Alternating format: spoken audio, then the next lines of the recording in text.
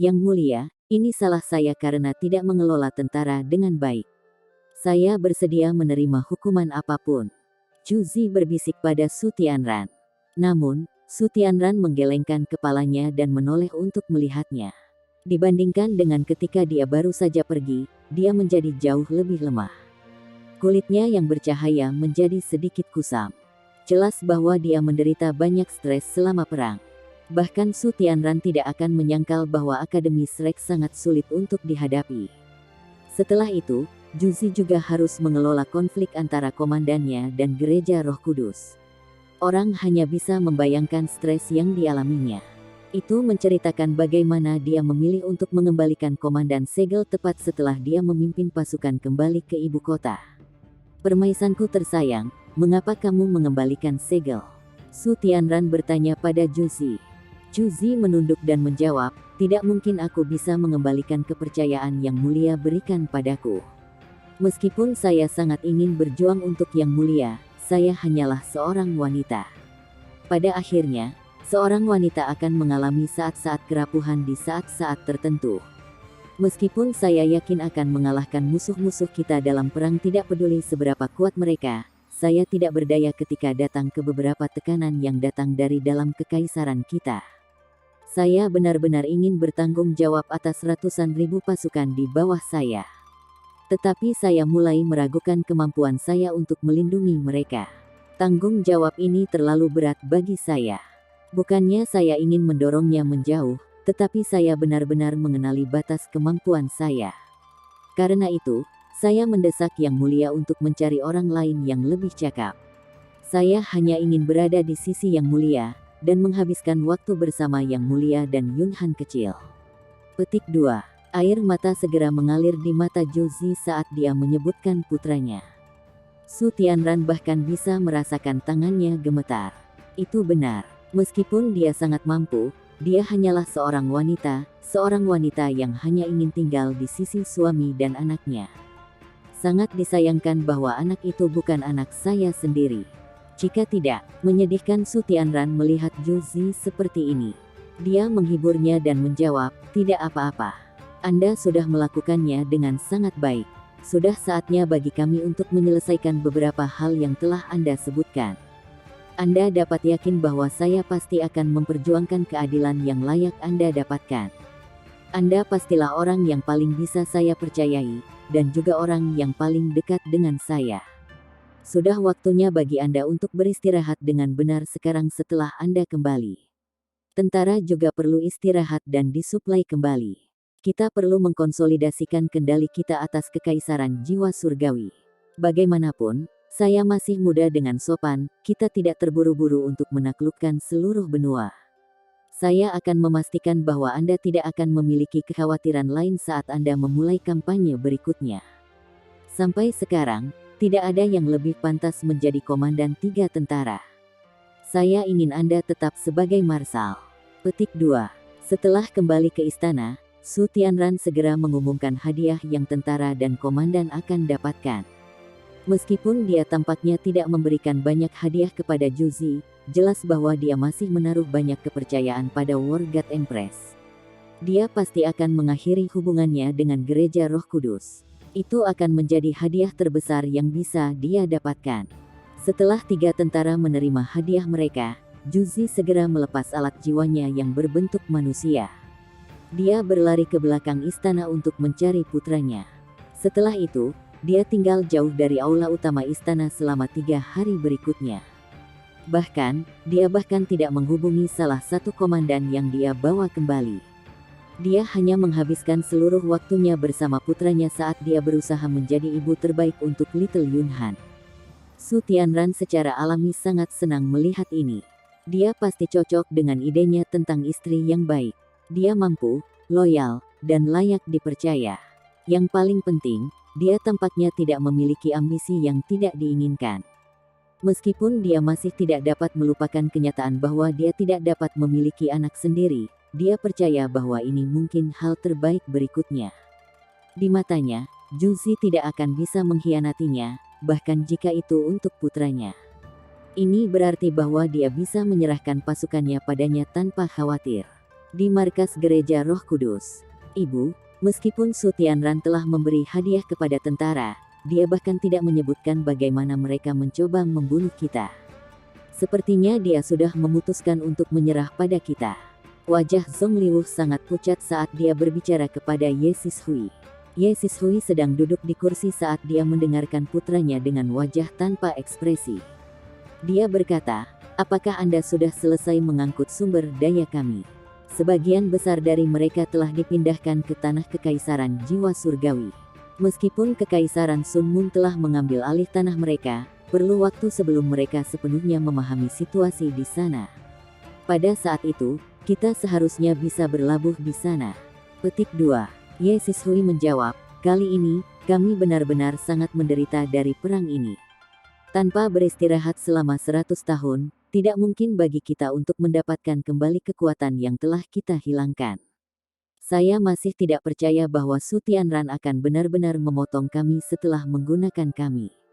Saya tidak akan membiarkan masalah ini tetap seperti ini. Setelah sumber daya kami benar-benar dipindahkan, saya akan memastikan mereka membayar untuk ini." Petik 2. Iya. Mata Zhong Liwu penuh dengan kebencian. Setelah bertarung dengan Huo Yuhao, ia telah melukai jiwa bela diri dan mengalami beberapa luka yang sangat merusak tubuhnya. Setelah itu, ia disadap oleh hal-hal di garis depan.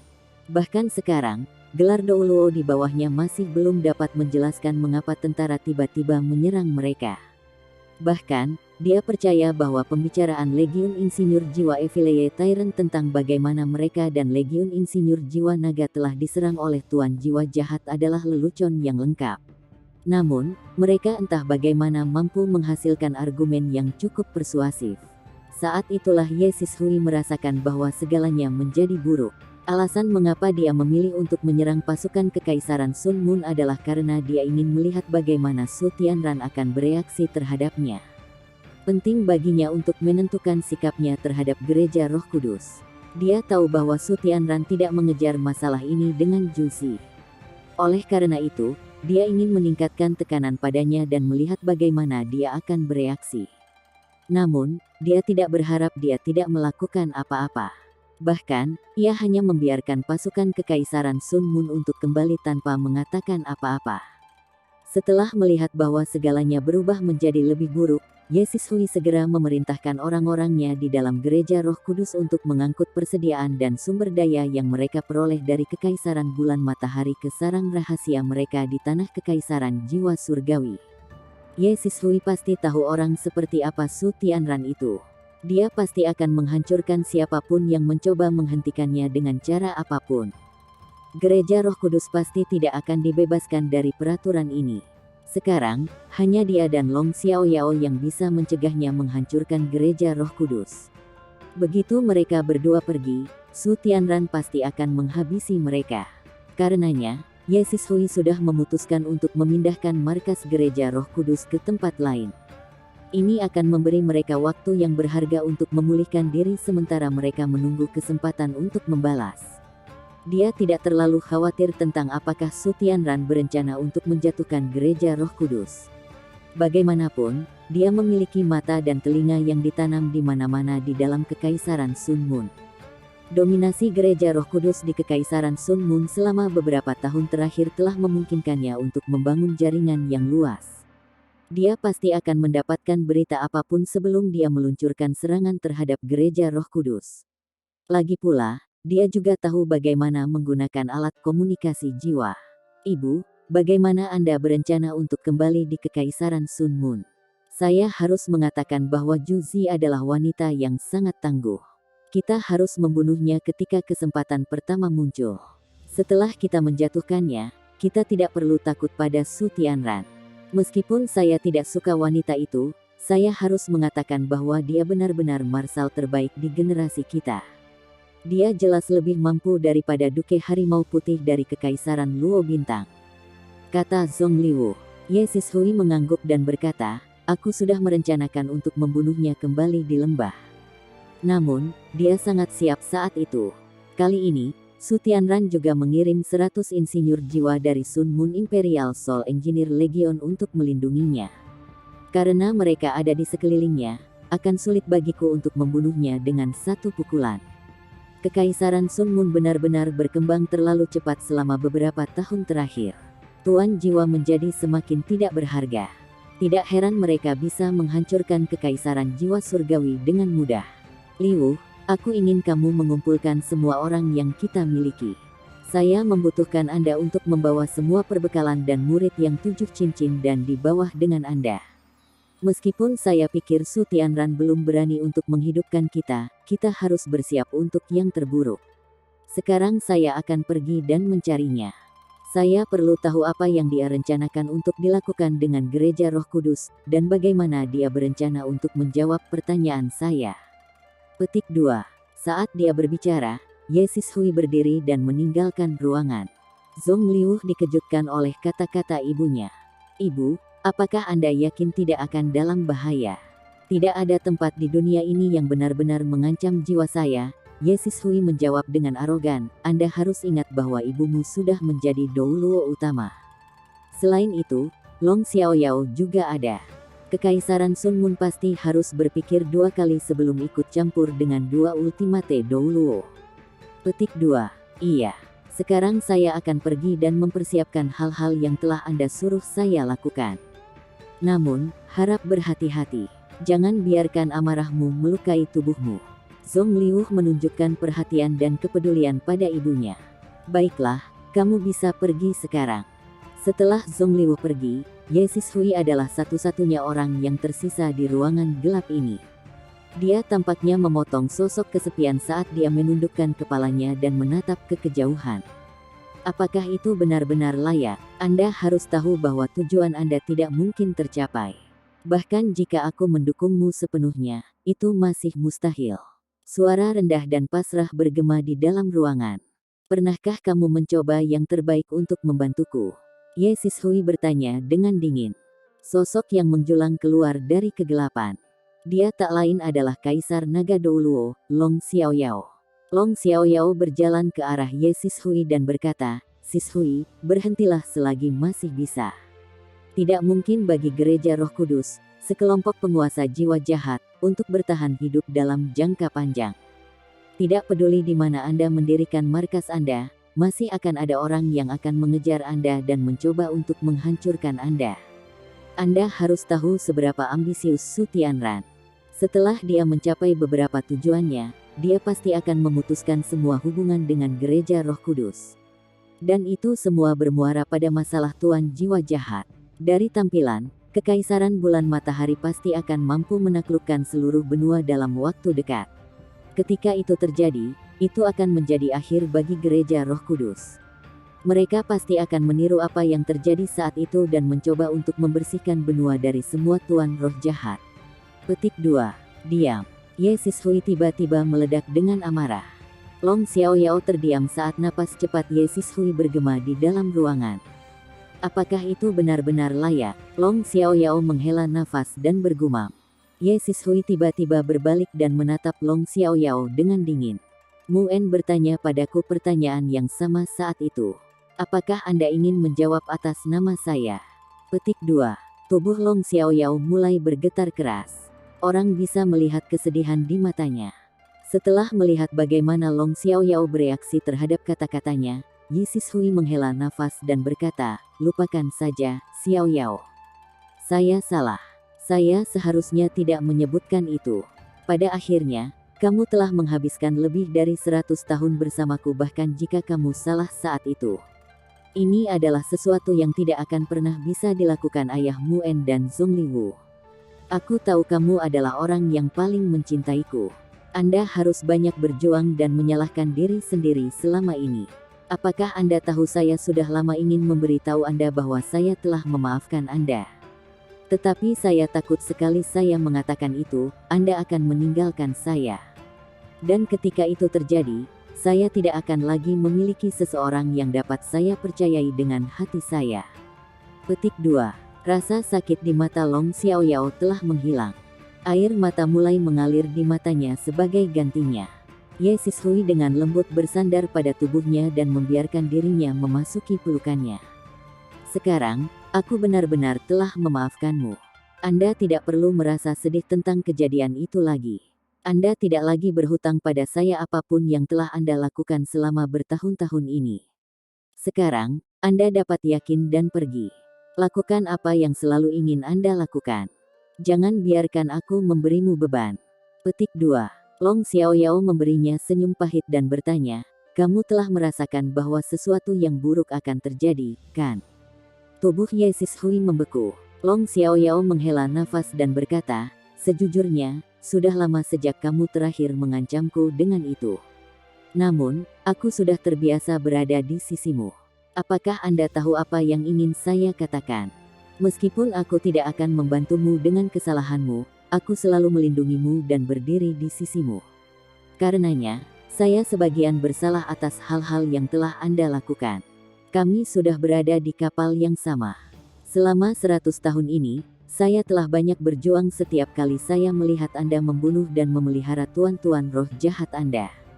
Namun, saya rela menanggung rasa sakit dan konflik di hati saya untuk tetap di sisimu. Ini karena cintaku padamu melebihi segalanya.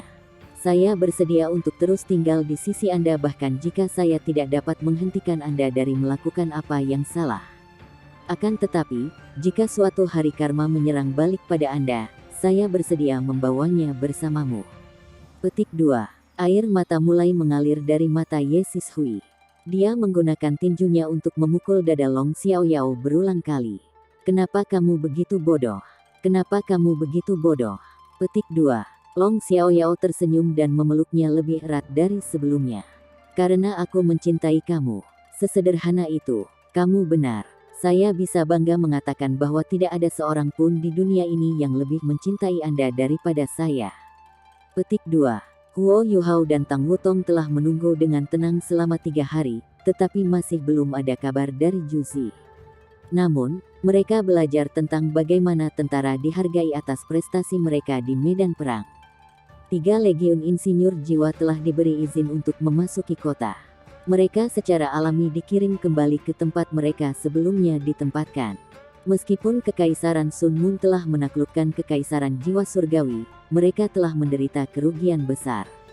Ini benar terutama mengingat berapa banyak insinyur jiwa yang kuat yang telah hilang.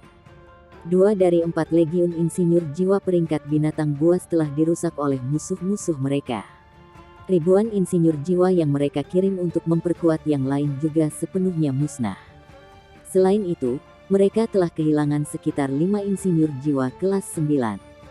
Ditambah dengan sumber daya dan persediaan yang telah mereka keluarkan, serta masalah gereja Roh Kudus, Kekaisaran Sun Moon cukup terguncang oleh perang. Tentu saja, ini mungkin juga merupakan kesempatan baik bagi Kekaisaran Sun Moon untuk memulai kembali hal-hal tertentu. Selama mereka mempertahankan keunggulan mereka dalam hal teknologi alat jiwa, hanya masalah waktu sebelum mereka menebus insinyur jiwa dan alat jiwa yang telah mereka hilangkan. Aula kebajikan termasyhur telah menyelesaikan rekonstruksi, tetapi tidak lagi berada di tangan Jing Hongchen. Sejumlah besar uang telah diinvestasikan dalam semua jenis penelitian. Banyak teknologi alat jiwa telah diekspor ke Heavenly Soul Empire, tetapi sebagian besar dari mereka adalah alat jiwa yang terutama untuk penggunaan sipil. Tidak ada alat jiwa tingkat militer yang dikirim ke tanah mereka yang baru ditaklukkan. Dengan menggunakan alat-alat jiwa yang digunakan oleh warga sipil, Kekaisaran Sun Moon telah mengumpulkan sejumlah besar kekayaan dan sumber daya dari Kekaisaran Jiwa Surgawi. Sumber daya ini semuanya berguna untuk pengembangan militer Kekaisaran Sun Moon. Ketika Kekaisaran Sun Moon terus meningkatkan alat jiwa berbentuk manusia, Huo Yuhao pernah bertanya kepada Zhu Zi bagaimana insinyur jiwa kelas 5 dan 6 mereka dapat menggunakan alat jiwa berbentuk manusia. Meskipun Zhu Zi tidak mengungkapkan jawaban untuk pertanyaannya, Huo Yuhao bisa melihat sedikit kesedihan di matanya. Huo Yuhao memikirkannya, dan menyadari bahwa hanya ada satu kemungkinan. Seseorang akan membutuhkan kekuatan spiritual yang cukup kuat untuk mengendalikan alat jiwa berbentuk manusia, setidaknya itu adalah kasus untuk teknologi alat jiwa saat ini yang digunakan. Bagaimana seseorang dapat meningkatkan kekuatan rohaninya? Seseorang biasanya akan menemukan kekuatan spiritual seseorang meningkat setelah seseorang mencapai kultivasi yang lebih tinggi. Individu yang diberkati dengan jiwa bela diri tipe spiritual dapat mengembangkan kekuatan spiritual mereka secara terpisah. Selain dua cara normal ini, seseorang juga dapat merangsang otak seseorang secara artifisial untuk meningkatkan kekuatan spiritual seseorang. Jika Kekaisaran Sun Moon telah mencapai beberapa hasil di bidang ini, mereka mungkin telah menggunakan metode ini untuk secara artifisial meningkatkan kekuatan spiritual insinyur jiwa mereka untuk membuat mereka mampu mengendalikan alat jiwa berbentuk manusia. Namun, ini juga berarti bahwa para insinyur jiwa ini akan kehilangan potensi mereka. Mereka tidak akan dapat meningkatkan kultivasi mereka di masa depan. Xuan Ziwen pernah memberitahu Huo Yuhao tentang bagaimana Kekaisaran Bulan Matahari telah meneliti cara-cara untuk meningkatkan kekuatan spiritual manusia melalui metode stimulasi. Namun, mereka tidak pernah benar-benar mempraktikkannya karena efek samping yang kuat. Xuan Ziwen telah mengakui bahwa dia tidak tahu sejauh mana Kekaisaran Sun Moon mampu menekan efek samping itu. Jika efek sampingnya benar-benar sekeras itu, Sun Moon Imperial Soul Engineer Legion mungkin tidak akan terkalahkan. Tentara dihargai untuk tindakan keberanian mereka, dan diberi makanan dan alkohol yang baik untuk 2 hari berikutnya. Selanjutnya, selain personel kunci yang diminta untuk tetap tinggal, sisanya diberi istirahat. Pada akhirnya, para insinyur jiwa sangat dihormati, bahkan di dalam ketentaraan. Tidak banyak batasan yang dikenakan pada mereka.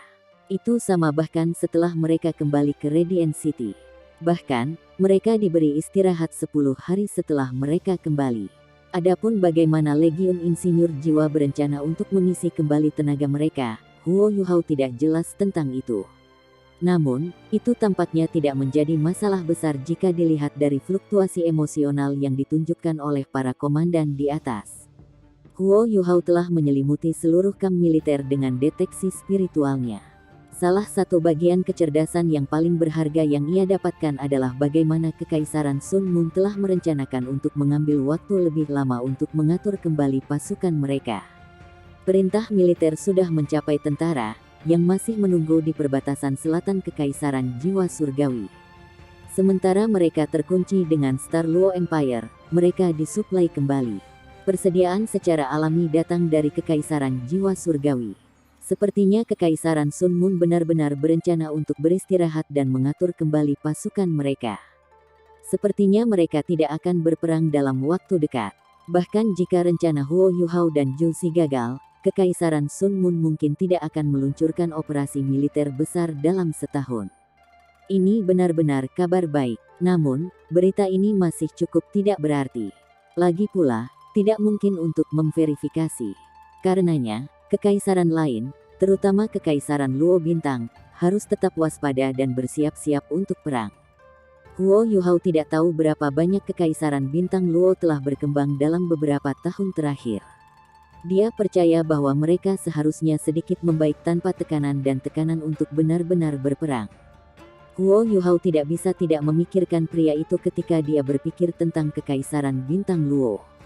Dia percaya bahwa dia harus benar-benar kembali dan menyelesaikan masalah itu begitu dia menurunkan Su Tianran dan mendapat konfirmasi dari Zhu Xi bahwa dia tidak akan menyerang kekaisaran manapun dalam 10 tahun ke depan.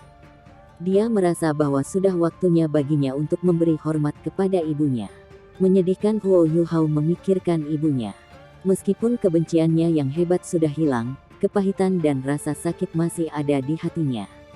Huo Yuhao sering berpikir pada dirinya sendiri betapa hebatnya jika ibunya masih hidup. Dia percaya bahwa dia pasti akan bisa memberinya kehidupan yang baik dengan kemampuannya saat ini. Sayangnya, ini hanya sesuatu yang bisa dia bayangkan. Dia tahu bahwa mustahil untuk membangkitkan kembali siapapun. Tidak peduli sekuat apa dia tidak akan pernah bisa menghidupkan kembali ibunya. Karena itu, ia harus menyelesaikan masalah itu. Dia perlu mencarinya dan mendapatkan penutupan. Huo Yuhao tahu itu perlu untuk memperbaiki keadaan ibunya. Selain itu, ia juga memiliki skor untuk diselesaikan dengan Duchess itu. Huo Yuhao langsung geram oleh pikirannya. Bahkan jika dia bisa memilih untuk tidak membalas dendam pada yang lain, dia tidak akan pernah membiarkannya pergi begitu saja. Jika bukan karena Duchess, ibunya tidak akan pernah mati. Dai Hua Bin masih muda dan gegabah saat itu, sehingga Huo Yuhao bisa memaafkannya. Namun, Duchess tidak bisa dimaafkan. Bagaimanapun, ibunya pasti masih hidup jika bukan karena dia. Yuhao, apa yang sedang kamu pikirkan? Tang Wutong meremas tangan Huo Yuhao. Sekarang setelah para insinyur jiwa beristirahat, Huo Yuhao dan Tang Wutong secara alami meninggalkan kamp. Huo Yuhao juga telah berubah dari alat jiwa berbentuk manusia yang menjengkelkan yang harus dia kenakan selama beberapa hari terakhir. Setelah berganti pakaian normal dan menyamar dengan riasan sederhana, mereka mulai berjalan santai di jalanan Radiant City. Tang Wutong benar-benar menikmati cara mereka berjalan di jalan-jalan ini tanpa khawatir. Namun, dia akhirnya masih bisa merasakan perubahan suasana hati Huo Yuhao. Huo Yuhao menggelengkan kepalanya dengan lembut dan berkata, "Bukan apa-apa. Saya hanya memikirkan ibu saya." Petik 2. Tang Wutong meremas tangannya dan berkata, "Jangan terlalu khawatir tentang itu. Setelah kita selesai dengan ini, mari kita pergi dan memberi hormat kepada ibumu, oke?" Petik 2. Huo Yuhao tersenyum dan berkata, "Itu bagus. Tapi kau harus berhenti memanggilnya ibuku. Dia sekarang juga ibumu. Saya merasa sangat sedih karena dia tidak dapat melihat menantu perempuannya yang cantik." Setelah menyelesaikan kalimatnya, Huo Yuhao hampir tersedak oleh emosinya. Tang Wutong tersipu dan bertanya, "Lalu kapan kamu berencana menikah denganku?" Huo Yuhao menjawab, "Jika hal ini berlangsung dengan lancar, saya akan menikahi Anda setelah kami memberi hormat kepada ibu saya. Apakah itu baik-baik saja?" Petik 2. Tang Wutong tidak senang dengan jawabannya. "Apakah ini caramu melamar seorang gadis?" Huo Yuhao tertawa, "Saya rasa tidak. Aku akan melamarmu lagi secara resmi begitu kita kembali." Petik 2. Tang Wutong tertawa dan berkata, "Tidak perlu untuk itu. Apakah Anda pikir saya benar-benar peduli tentang hal-hal seperti itu setelah kita melalui banyak hal bersama? Baiklah, aku akan berjanji padamu. Saya pasti akan mencoba yang terbaik untuk menghubungi orang tua saya setelah kami selesai dengan hal-hal di sini." "Saya akan. Apa yang akan kamu lakukan?" Huo Yuhao menggodanya. Aku tidak akan memberitahumu." Tang Wutong berbalik. "Haha." Huo Yuhao tertawa terbahak-bahak. Sepertinya dia sudah melupakan semua hal yang membuatnya sedih. Dia selalu sangat senang ketika Tang Wutong ada di sekitar. Ketika mereka berjalan, mereka segera datang di sekitar istana. Huo Yuhao cukup akrab dengan istana, lagi pula, dia telah masuk lebih dari sekali. Hari ini, dia hanya berjalan tanpa tujuan dengan Tang Wutong. Namun, Huo Yuhao menyadari bahwa 3 hari telah berlalu, dan Juzi masih belum menghubungi mereka. Dia merasa bahwa dia harus mencoba menjalin kontak dengan dia untuk menentukan apa langkah mereka selanjutnya. Huo Yuhao yakin bahwa ia akan dapat menyelinap ke istana dengan Tang Wutong dengan mudah. Namun, tepat ketika dia mendekati dinding luar istana, dia tiba-tiba merasakan bahaya yang akan datang. Sensasi ini sangat mendadak, tetapi sangat intens. Tang Wutong, yang telah bersiap untuk memasuki istana bersamanya, menyadari bahwa dia telah berhenti. "Ayo pergi." Huo Yuhao memegang tangan Tang Wutong saat ia melanjutkan jalan. Dia ingat dengan jelas bahwa ada toko barbek yang memiliki makanan yang cukup bagus. Aroma arang yang terbakar sangat pekat, dan dagingnya sangat lembut dan berair. Seharusnya tidak banyak orang di sore hari. Saya harus membawa Wutong untuk makan daging barbek. Ingatan Huo Yuhao sangat bagus, dan dia berhasil menemukan restoran itu. Keduanya memesan beberapa daging domba dan sapi bakar, serta beberapa jeroan panggang mereka. Selain itu, mereka meminta 2 cangkir anggur gandum. Tidak butuh waktu lama sebelum mereka dilayani. Benar-benar pengalaman bersantap yang luar biasa untuk mengunyah daging panggang dan menyesap anggur gandum. "Kenapa kamu tidak masuk istana sekarang?" Tang Wutong mengirimkan kata-katanya kepada Huo Yuhao sambil mengunyah daging dengan normal. Huo Yuhao juga menjawab dengan mengirimkan pikirannya padanya. "Aku tidak tahu mengapa, tapi aku merasakan sesuatu yang mengancam ketika aku akan masuk. Hampir seolah-olah sesuatu yang buruk akan terjadi. Mungkin ada seseorang di dalam istana yang mampu mengancam hidup kita." Sepertinya alat jiwa pengawasan Sun Moon Empire mungkin telah meningkat sekali lagi. Ini sangat buruk. Petik 2. Tang Wutong juga kaget. Dia tahu seberapa kuat kekuatan spiritual Huo Yuhao setelah mereka berdua menjadi Douluo Transcendent.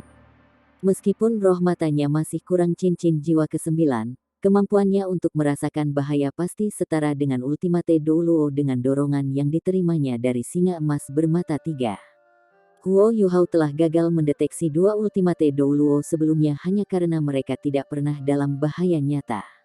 Oleh karena itu, orang bisa menebak dari reaksi Huo Yuhao bahwa istana itu sangat berbahaya. Aku tidak percaya seberapa kuat kekaisaran bulan matahari telah menjadi.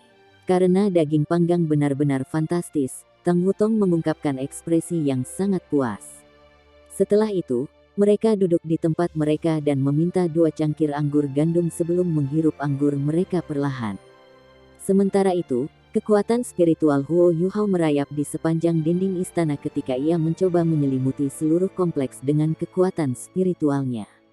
Namun, dia tidak mencoba untuk memproyeksikan kekuatannya ke istana. Sebagai gantinya, ia hanya membungkusnya di sekitar pekarangan seperti penghalang spiritual dan mengawasi pekarangan dari tempat yang menguntungkan. Metode pengawasan ini pasti tidak akan memberikan keberadaannya bahkan jika istana telah menyiapkan beberapa alat jiwa pengawasan di dalam kompleksnya. Di permukaan, seolah-olah istana itu masih tenang. Para penjaga yang sedang berpatroli masih bergerak dengan tertib. Alat jiwa pengintai udara masih persis sama seperti sebelumnya. Mungkinkah saya salah? Huo Yuhao bingung dengan apa yang dilihatnya. Tidak, saya tidak salah. Bahkan jika saya salah, saya harus sangat berhati-hati. Setelah bertahun-tahun pelatihan, Huo Yuhao mampu menenangkan dirinya dengan sangat cepat. Mengambil risiko hanya akan membawa hasil yang membahayakan. Bahkan para penguasa jiwa yang paling kuat pun tidak terkecuali dalam aturan ini. Setelah menenangkan diri, dia memastikan deteksi spiritualnya tidak memasuki istana saat dia mengamati bagian dalam istana dari luar. Dia tidak cemas sama sekali. Bahkan, ada banyak cara dia bisa mensurvei istana tanpa memasukinya secara fisik. Dia hanya perlu melihat apakah ada gunanya menggunakan metode-metode itu. Segera, mereka selesai dengan secangkir anggur gandum kedua mereka. Ayo kembali. Huo Yuhao tiba-tiba berdiri. Tepat ketika dia akan membayar tagihan, ekspresi di wajahnya tiba-tiba berubah. Dengan sangat cepat, dia kembali ke tempat dia duduk dan berseru, "Bisakah kita memiliki 2 cangkir anggur gandum lagi?" Tang Wutong tidak dikejutkan oleh perubahan rencana yang tiba-tiba. Dia mengerti bahwa Huo Yuhao pasti telah menemukan sesuatu yang telah memutuskan untuk mengubah rencana mereka. Dia menunggu dengan sabar untuk gelas anggur ketiganya disajikan. Huo Yuhao berbagi deteksi spiritual dengannya sehingga dia dapat melihat apa yang dilihatnya. Mereka terkejut melihat sosok yang akrab melangkah ke gerbang utama istana dari sudut pandang mereka. Sosok itu mengenakan jubah merah besar. Auranya yang sangat kuat terpancar dari tubuhnya dengan gaya angkuh. Dia tidak lain adalah Dewa Kematian Douluo, Ye Sishui. Huo Yuhao percaya bahwa dia pasti bermaksud membuat semacam pernyataan untuk memutuskan untuk datang ke istana saat ini. Setelah melihatnya muncul, Huo Yuhao dan Tang Wutong secara alami tidak bisa pergi. Keduanya membenci Ye Sishui sampai ke inti. Fakta ini tidak akan berubah walaupun dia memilih untuk tidak menyerang mereka karena Long Xiaoyao. Apa yang sedang dilakukan Ye Sishui di istana di tengah hari? Penting untuk dicatat bahwa penguasa roh jahat sering menemukan kekuatan mereka lebih terbatas pada sore hari. Alasannya adalah bahwa kekuatan mereka sering dikaitkan dengan roh, dan roh sering melemah ketika siang hari paling kuat. Oleh karena itu, sangat aneh bagi Dewa Kematian Douluo untuk memilih untuk datang pada saat ini. Apakah dia tidak mempertimbangkan kemungkinan perkelahian? Saat Ye Sishui melangkah ke istana, para penjaga di pintu membungkuk hormat padanya. Tidak ada yang berani menghentikannya saat dia terus berjalan menuju bagian dalam istana. Namun, Huo Yuhao pasti bisa merasakan transformasi di dalam istana dari tempat yang menguntungkan setelah dia memasuki gerbang. 4 lampu tiba-tiba muncul di 4 sudut istana. Lampu-lampu ini tidak terlalu kuat, dan tampak seperti cahaya normal. Mereka tidak terlalu besar, diameternya kira-kira 10 meter. Namun, Huo Yuhao bisa merasakan sensasi yang mengancam yang sama setelah lampu-lampu itu menyala. Bahkan, sensasi itu jauh lebih intens dari sebelumnya. Huo Yuhao menjadi sangat khawatir. Pada saat berikutnya, Huo Yuhao langsung mengerti apa itu lampu. Penting untuk dicatat bahwa dia adalah insinyur jiwa kelas 9 dengan kemampuan pendeteksian yang bahkan Ultimate Douluo tidak akan mampu menyaingi. Itu adalah alat jiwa arai kompresi energi tinggi. Bukankah alat-alat jiwa itu didirikan di 4 sudut Radiant City? Kapan mereka menginstalnya di dalam istana juga? Mereka jauh lebih kecil daripada alat soul arai kompresi energi tinggi yang dipasang di sekitar Radiant City. Selain itu, mereka tidak memancarkan kekuatan jiwa. Karenanya, Huo Yuhao dan Tang Wutong tidak dapat mengatakan dengan tepat seberapa kuat mereka. Namun, mereka percaya bahwa alat jiwa ini tidak mungkin lemah. Sebelumnya, alat soul arai kompresi energi tinggi telah meninggalkan kesan yang sangat mendalam pada Huo Yuhao. Mereka telah berhasil melindungi lebih dari 100.000 warga sipil di bawah komando Su Tianran. Pada saat yang sama, mereka telah melindungi hidupnya. Peringkat 98 Transcendent Douluo tidak dapat menghancurkannya bahkan setelah ia menyalakan energi hidupnya sendiri. Selain itu, Su Tianran hanya meminjam kekuatan dari salah satu dari 4 alat jiwa. Ini berarti bahwa mereka mungkin harus bisa melindungi semua Radiant City jika mereka berempat diaktifkan secara bersamaan. Itu akan menjadi jumlah kekuatan yang luar biasa. Tentu saja, Huo Yuhao juga tahu bahwa akan membutuhkan waktu lama bagi mereka untuk menyimpan begitu banyak kekuatan. Meskipun demikian, ini cukup mengesankan. Sekarang, sepertinya bahkan istana dilengkapi dengan alat jiwa ini. Mereka jelas lebih dari cukup untuk melindungi seluruh istana terlepas dari apakah mereka terbiasa menyerang atau bertahan. Selain itu, jika mereka benar-benar alat jiwa arai kompresi energi tinggi, ini berarti bahwa Kekaisaran Sun Moon telah mengembangkan metode untuk menghasilkan alat jiwa arai kompresi energi tinggi yang lebih kecil. Tidak akan lama sebelum mereka melengkapi pasukan insinyur jiwa mereka dengan senjata-senjata yang menakutkan ini. Itu benar-benar akan menjadi mimpi buruk. Huo Yuhao tidak tahu bagaimana mereka mengisi ulang alat soul arai kompresi energi tinggi ini. Tidak praktis bagi mereka untuk mengisi ulang daya secara manual. Siapa yang tahu berapa banyak master jiwa yang mereka butuhkan untuk diisi ulang sepenuhnya. Setelah melihat semua ini, Huo Yuhao pasti tidak bisa pergi. Dia perlu mengamati dan belajar lebih banyak. Setelah semua, alat jiwa arai kompresi energi tinggi ini menyangkut rencana berikutnya. Mungkin baginya untuk membunuh Su Tianran di dalam istana. Setelah membunuhnya, dia harus melarikan diri dari istana dengan aman. Jika Su Tianran mampu mengendalikan semua alat jiwa arai kompresi energi tinggi ini, dia pasti akan dapat melindungi dirinya dari Ultimate Douluo yang berencana membunuhnya. Oleh karena itu, Huo Yuhao tahu dia harus memperhatikan detailnya. Setelah mengambil beberapa langkah ke istana, Ye Sishui tiba-tiba berhenti sebelum dia melihat ke langit. Ini mengejutkan Huo Yuhao. Kemampuan deteksi yang sangat kuat. Meskipun saya hanya mengawasi dari langit, dia bisa mengatakan bahwa saya ada di sana. Douluo Ultimate benar-benar jauh lebih kuat daripada Douluo Transcendent. Namun, saya tidak berpikir dia tahu di mana kita berada. Tepat ketika Huo Yuhao meyakinkan dirinya sendiri, sosok hitam memasuki restoran barbek. Beri aku tenderloin sapi. Buat sangat empuk. Saya menginginkannya dengan baik. Juga, beri saya secangkir anggur gandum. Petik 2. Huo Yuhao segera menamparkan dahinya. Tang Wutong juga menghela nafas tak berdaya. Alasannya adalah bahwa orang yang baru saja memasuki restoran tidak lain adalah Long Xiaoyao. Keduanya saling memandang ketika mereka melihat ekspresi kaget di wajah satu sama lain. Long Xiaoyao secara alami melihat mereka. Penguasa jiwa yang kuat ini berjalan menuju meja mereka, menarik kursi dan duduk di depan mereka berdua.